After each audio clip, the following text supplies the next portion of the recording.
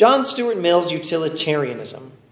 In this little book, John Stuart Mill, an 1800s British philosopher in the empiricist tradition, explains and defends the notion of utilitarianism. This is a theory in moral philosophy.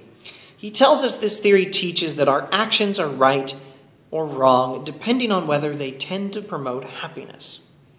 So note that he's giving us a theory which measures the moral quality of our actions based on the results. But note that he's aiming at happiness.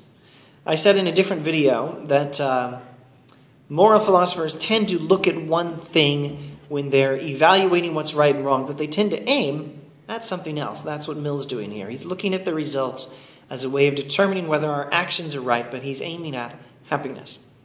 And so he gives us this principle that our actions are right if they aim at happiness. And then he immediately tells us, this is in chapter 2, by the way, he immediately tells us that this theory depends on the theory that happiness is the only purpose of life. Now, when we say happiness, we must understand what it means. And so Mill defines it for us. And he tells us happiness is the presence of pleasure and the absence of pain. Here, Mill is to be compared and contrasted with an earlier British utilitarian philosopher, Mr. Bentham. Bentham had said all of these things, but he had also said that pleasure is physical pleasure. And that was it. Mill is improving on Bentham by talking about intellectual pleasure as well as physical pleasure. And he tells us that you must look at the quantity of pleasure that results from an action in order to determine whether it is right, but you must also look at the quality of pleasure that results from the action in order to determine whether it is right. And he tells us intellectual pleasures are of a higher quality than physical pleasures. Now, intellectual pleasures include such things as the pleasures of reading Shakespeare and the pleasures of reading philosophy. Also, the pleasures of watching enjoyable films. A good Star Wars movie is a source of intellectual pleasure. Intellectual pleasures also include such things as watching your favorite team defeat the enemy on the sports field. Also, I think Mill would agree that friendship is one of the best forms of intellectual pleasure. Now, Mill tells us that the way we know which is the higher quality pleasure, the way we know that intellectual pleasures are higher quality than physical, is the empirical criterion. What this means is you ask someone who has experienced physical and intellectual pleasures which is the higher quality, and that person will tell you that intellectual pleasures are of a higher quality. Now let us imagine a person who objects in this way. He says, well, I studied Shakespeare when I was in 9th grade because they made me, and it was maybe a little bit fun sometimes and other times boring. Meanwhile, I've been smoking marijuana all this time and I liked it then and I still like it now. I say physical pleasures are of higher quality. Well, I think the best response to this kind of objection, the kind of response Mill would give, is observe the right way to understand the empirical criterion here. It may be that one person will tell you that physical pleasures that he's tried out are better than intellectual pleasures that he's tried out. But, well, before I even get to the bigger point, let's pause to note that quite possibly this person has not really experienced intellectual pleasures properly. Talk to someone who has really properly experienced the pleasures of Shakespeare, not someone who was forced to read it years ago and didn't particularly like it or understand it or care about it at the time. Someone who really, really understands Shakespeare, knows the pleasures of Shakespeare, and has experienced them better than this objector we are imagining. But let's also look at the proper way to understand the empirical criterion. Look at science. What if I step outside and I watch the sun go up and watch the sun go down, and I say, hey, I had an experience today observing the world, and it's clear to me that the sun goes around the earth. My experience tells me that. And I claim that this is the empirical evidence supports that theory. Well, what would you say to that? Probably you would say that scientists have done a systematic and careful and controlled study of these experiences, and they have made certain observations and shown that the theory that the sun orbits the earth just doesn't work out very well, and in fact the earth orbits the sun. That's a better theory. The empirical criterion does not just mean whatever one person says he has experienced goes. You need to look at the cumulative experiences of those people who have been studying the relevant area of study. Now here, the relevant area of study is ethics. Who has been studying intellectual versus physical pleasures? And what have they been saying? Mill does say any person who has experienced both of them will tell you, but you could make a million case that the strong testimony on behalf of intellectual pleasures goes back at least as far as Solomon in the book of Ecclesiastes in the Bible. And that this goes back as far as Socrates. This goes back to Aristotle and Plato and Confucius.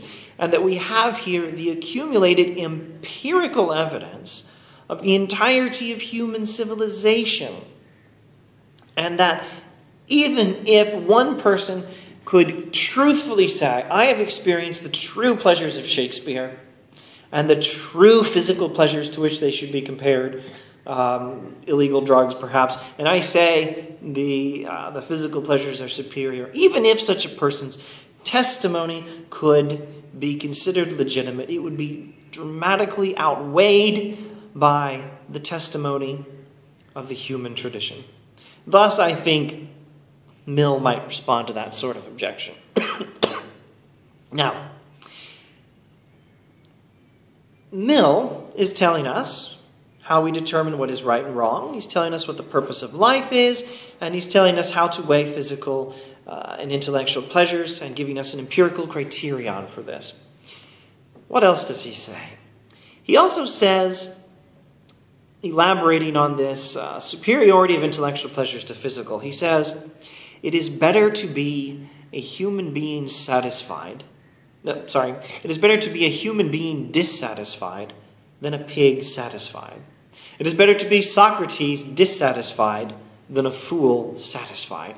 And if the pig or the fool thinks any differently, that's because they have not had the right experiences. They have not studied these higher forms of pleasure. Mill also says, this is very interesting, this is his political and social agenda. He says that we need to fix up our society so that more people are capable of experiencing these higher pleasures. He wants a better education system, and he wants a reduction in poverty. Now, he says many interesting things, particularly in chapter 2. He answers various other objections and misunderstandings. I'll pause briefly to mention one of them, and then I need to say something about chapter 4. He says, in response to the potential objection that utilitarianism is a selfish doctrine, that it encourages me to do what makes me happy and neglect others, he says, actually, it's the greatest happiness principle. It's the happiness of all. My happiness is not any better than your happiness, or vice versa. I should seek the greatest happiness, not simply the happiness of myself. And he further says, the golden rule taught by Jesus of Nazareth, do to others what you want them to do to you, and love your neighbor as you love yourself, makes the greatest summary of utilitarian ethics there is. Now, this video has gotten to be more than 9 minutes already, and I haven't even touched chapter 4. Let me say something about chapter 4.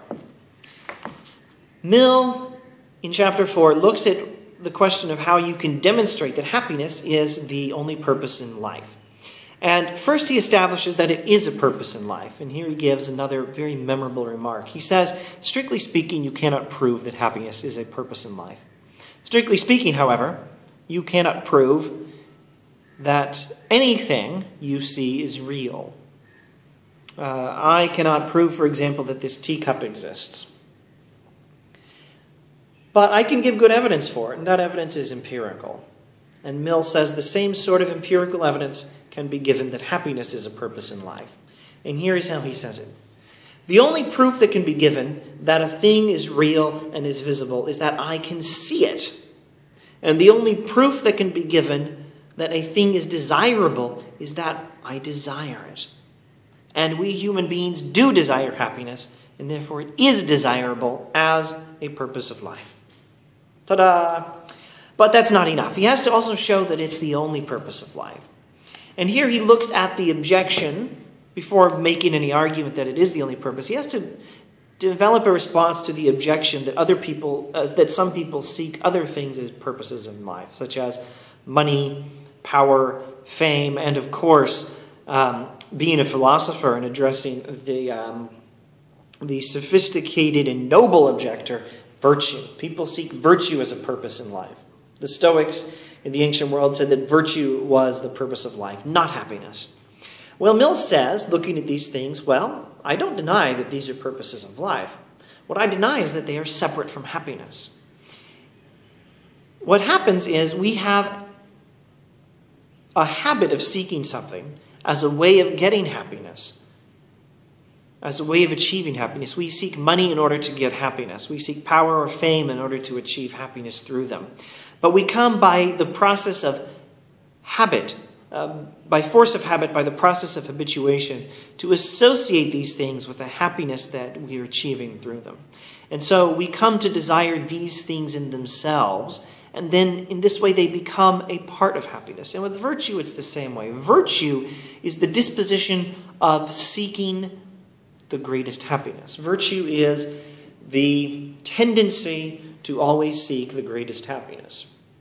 And Mill says, in always seeking the greatest happiness, we become virtuous, and we learn through the process of being habituated to seeking the greatest happiness, to take pleasure in the greatest happiness. And in this way, virtue itself, which is originally a means to an end of happiness, becomes a part of happiness.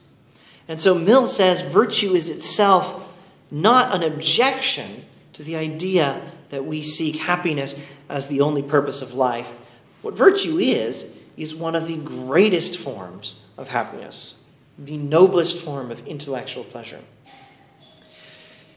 Now, as for whether happiness is the only purpose of life, if I understand him correctly, the argument Mill gives is actually pretty short and simple. It is, think carefully and observe in your own mind and in your own heart, do we, in desiring anything, desire anything other than happiness?